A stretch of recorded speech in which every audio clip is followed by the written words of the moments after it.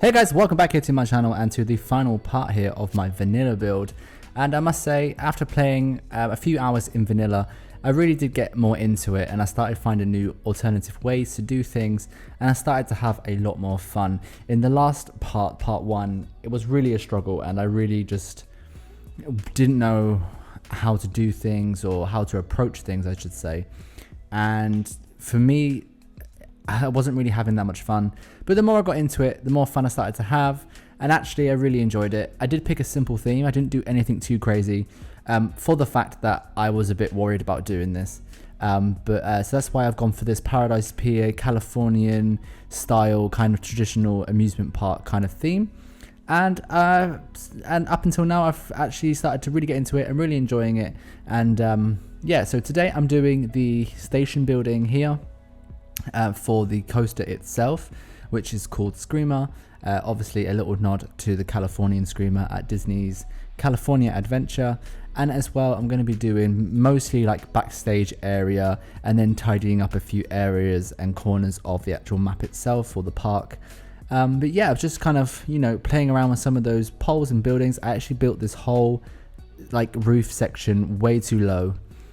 So I actually save it as a blueprint and actually raise it up into the air just a little bit more because it was looking a bit silly. But I've done that off camera so that I don't bore you with the whole blueprint kind of situation. And then for the floor and everything, I'm just using shapes. The shapes have been a massive help while doing this vanilla build. Without the shapes, I don't know if I could have done some of the things that I did, because I've even doubled up shapes as path covers, and that's worked out quite well as well for certain areas of the park. But yeah, it's been an experience. It's been a journey. I haven't done as many parts this time. I've been really busy, so I do apologize. There's only the 2 parts for this project, but I hope you've enjoyed it. And yeah, let me know what you think of this. It is a little bit more on the basic side for me, and I was just kind of running short of ideas as well, to be honest. And sometimes doing a simpler build is a little bit more fun. I didn't want to do something that I couldn't finish. And even though I knew that I was pressured for time this month, so I didn't want to do anything too crazy and big that I couldn't finish, So I'm glad I stuck to something a bit more simpler. And also seeing that it was a vanilla month, doing something simpler was the better choice here, because, I've struggled. So yeah. I've got to say, I'm actually really happy with how this building has turned out, considering that it is vanilla. I'm just kind of going around the edge now with like a pole and just kind of making that look a little bit more interesting. And then I do like a sign on the front of this building as well, which I'll get onto just in a second. But yeah, I just feel like the vanilla game is lacking a few little pieces that I feel like are necessary. Diagonal fencing would just be wonderful. Like, I don't know why that's not in the vanilla game. For like, I don't know. And also just like some standard fencing that's not gridded. All the fencing can only be put on like the side of the grid, and here this building goes half a tile out, and you can't put a fence on a half a tile, so I've had to make custom tiles using some random poles. And also I don't understand why there's not really any beams that aren't borders, like the pillars, but ones that are on the side, because they have them with the there are like these skinny poles that have the chunkier ends. They come with like a horizontal and a vertical, so I don't understand why all the beams don't come as a horizontal as well. But that's just some questions that were in my head while I've been kind of playing around with vanilla.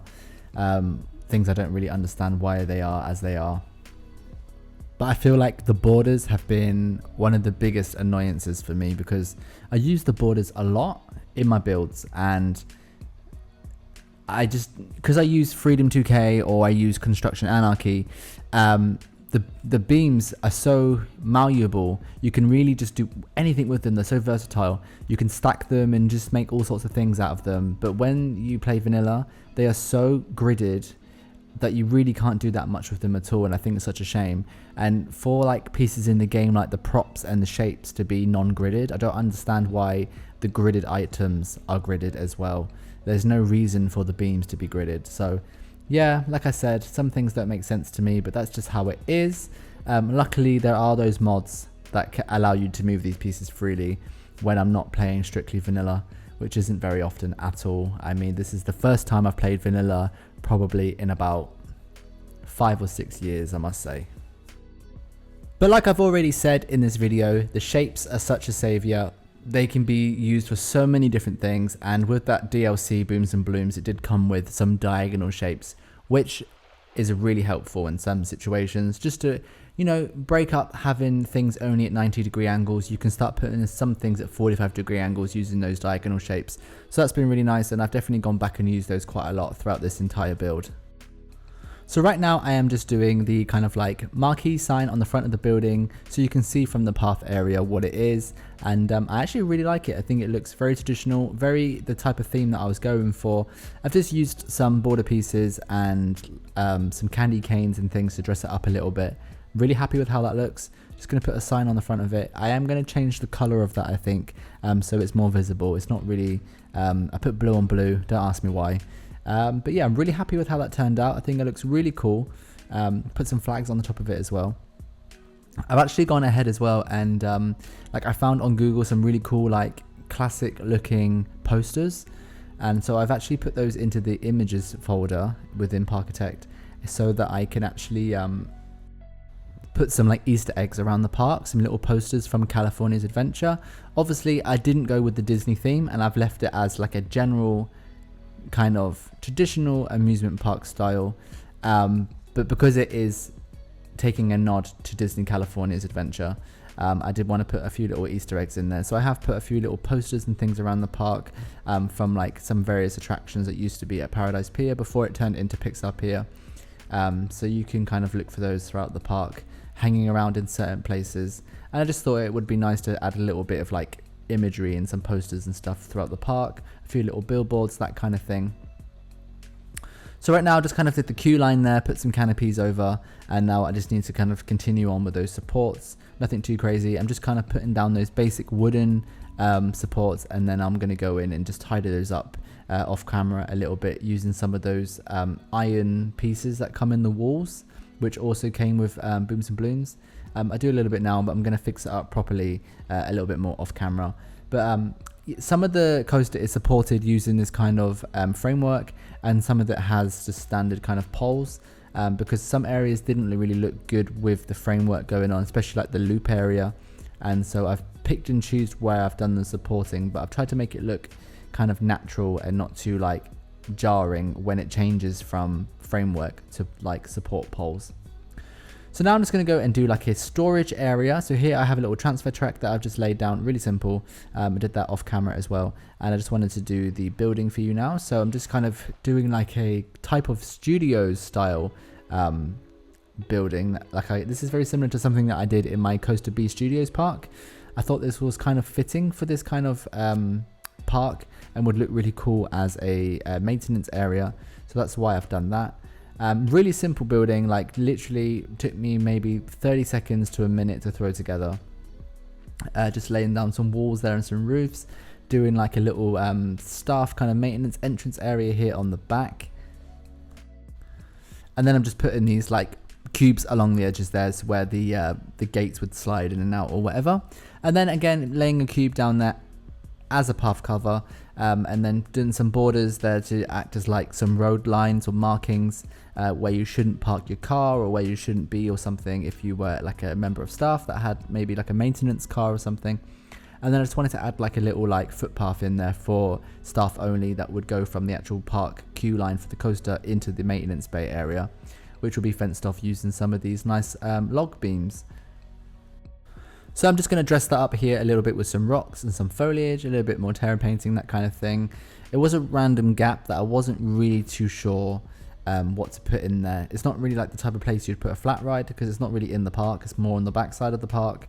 And then one side is like backstage area on the back of the coaster, and the other side is the maintenance bay area. So it was a random kind of hole that I had in the park, so I ended up just filling it with kind of foliage and turning it into like a little staff path area.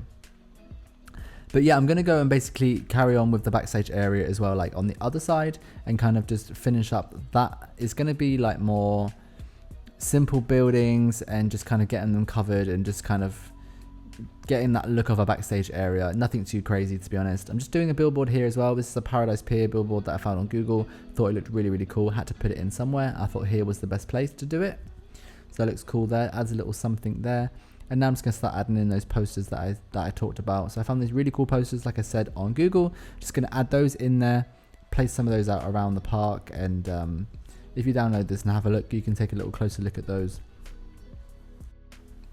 So now I'm just going to move on to like the main backstage area. So here I have to cover the depot. I've also got a staff training center and a staff room here to cover up as well. Of course, in the game you can always leave them if you like to, but I think it always looks better if you cover them up, make them look a little bit different, or if you are going for like a big elaborate theme, it's always cool to like cover them up and kind of put like a facade on them to fitting with the theme that you're doing. But I'm doing like a real simple basic kind of backstage building, inspired by just like general backstage buildings which I found on Google Earth. I think I was either looking at Disney California or I was looking at Universal Studios Japan. I can't remember which map because I've been looking at a few parks online and I just saw some like very standard looking backstage buildings and I thought they'd be perfect for this because that's kind of what I want to go for. Nothing too crazy, just real basic buildings, but I'm going to dress them up a little bit, add some like AC vents and that on the roof and do some like pipes and stuff, add some lights, some parking areas, that kind of thing, and just make it really look like that the back of this park has a real life kind of active backstage area where the staff would be. You know, this is how it is in real theme parks. You don't really see any of this from the park sightlines as a guest. Everything is hidden using facades or trees. Everything's carefully placed at most parks that you go to, I must say. And then yeah, and then obviously if you go through these special gates and stuff that are mostly hidden or you don't really notice them as a guest, if you went through those as a staff member, then you would also go into the backstage area and you see all these kind of warehouse storage areas, bin areas where the rubbish goes, lots of storage areas, that kind of thing. As you know, I currently work at a theme park just for the summer or just for the time being, and I see these backstage areas and I see what they have in the storage areas. So very often they have like, well, right now is Halloween, so all the storage areas have been open and all the Halloween props have come out, which they've been in storage for the whole year.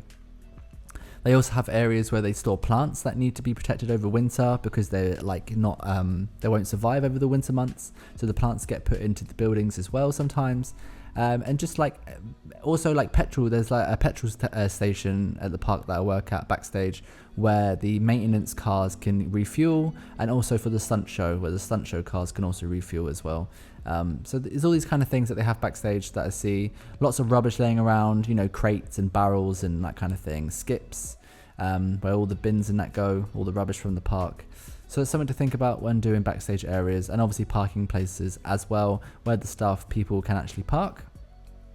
And also a staff canteen, which would have backstage as well, where the staff can grab some food on their lunch break while they're working at the park. These are just some things that that are real at real theme parks that I know from working at a theme park, and things that I think about when building a backstage area in my maps. So right now I'm doing the like entrance area. There's these ugly entrance gates that come with the game, and I mean I didn't really cover them. I just kind of put something in front of them to like draw the attention away from them. Normally I try and hide them or cover them a little bit better, but I wanted to do like a real traditional pier entrance type thing. I actually got the inspiration for this from The Simpsons. I typed in Paradise Pier and a picture of The Simpsons came up on Google, and it had like this little like entrance kind of gate thing, and it was perfect. It was exactly what I wanted to do. So I just basically copied the style of that and ended up with this. And I mean, it is super basic, but it does the job, and actually it's kind of cool when you like look at it as a whole with the park. I do change the colors a little bit of like the fencing and stuff that I do. It's currently red, and I change it all to white because the red just wasn't really like working in the way that I wanted it to. But I did put some red trims in that on the coaster, on like the rails and stuff, which is what I was trying to achieve with the fencing in the park, but I just don't think it looked very good. So left to do is basically like lighting and tidying up some of the pathing and doing the fences on those diagonal areas like I'm doing now, making sure all the fence areas kind of are cohesive and tie in with each other, because I have gone for like a custom style fence. And then I think I start changing the colors of stuff and adding this little orange trim on. And I did the orange trim because I thought it tied in really nicely with like the fences that I did with that orange circle along the top. So that was the kind of reasoning behind that. And then I just added in some fountains, which I triggered with the coaster. And now I'm just going around basically at night time and just kind of adding some more lighting in, looking at the areas that look a little bit dark and seeing if I can highlight some areas using some spotlights. But lighting without mods has been quite difficult because the orb's not super bright, and I would like to put some more glowy warm colors in, like reds and that in certain areas, but it's not really going how I want it to, unfortunately. But yeah, basically the map is done, so I'm just going to leave you with like a couple of screenshots of the entire map so you can see what I did. But thank you so much for watching, and do give me a thumbs up, don't forget to subscribe, and a massive shout out to my Patreons as well. Thank you for supporting me, and I'll see you all next time here for another episode on my channel. Bye.